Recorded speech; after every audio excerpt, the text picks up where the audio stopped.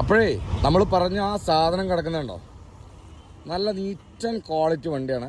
വേറെ തട്ടോ മുട്ടോ മേജർ ആക്സിഡൻറ്റോ കാര്യങ്ങളോ ഒന്നുമില്ല. നല്ല ക്വാളിറ്റി വണ്ടി.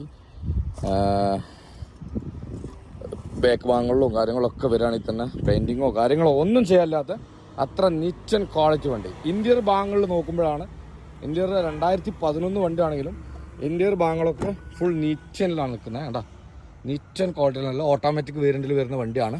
ഓക്കെ, ഓട്ടോമാറ്റിക് വേരിയൻറ്റിൽ വരുന്ന വണ്ടിയാണ്. മേജർ ആക്സിഡൻറ്റോ കാര്യങ്ങളോ അങ്ങനത്തെ ഇഷ്യൂസോ കാര്യങ്ങളോ ഒന്നുമില്ല. അല്ല, നീറ്റ് ആൻഡ് ക്വാളിറ്റി വണ്ടിയാണ്. അത്യാവശ്യം ഭാഗം ടയർ കാര്യങ്ങളല്ലാണ്ട് പെയിൻറ്റിങ്ങോ ടച്ചിങ്ങോ ഒന്നും ചെയ്യല്ല. ഉപയോഗിക്കുന്ന ആളുകൾക്ക് ഡയറക്റ്റ് കൊണ്ടുപോകാം, നേരെ ഉപയോഗിക്കാം.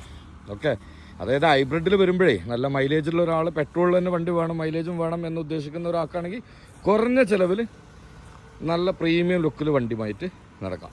അപ്പോൾ ഇതാണ് ഈ വണ്ടിൻ്റെ ഡീറ്റെയിൽസ്. അപ്പോൾ എത്രയും പെട്ടെന്ന് ആരും മറക്കണ്ട, താല്പര്യമുള്ളവർ എത്രയും പെട്ടെന്ന് ബന്ധപ്പെടാനുള്ള നമ്പർ ഞാൻ സ്ക്രീനിൽ കൊടുക്കുന്നുണ്ട്. ഓക്കെ.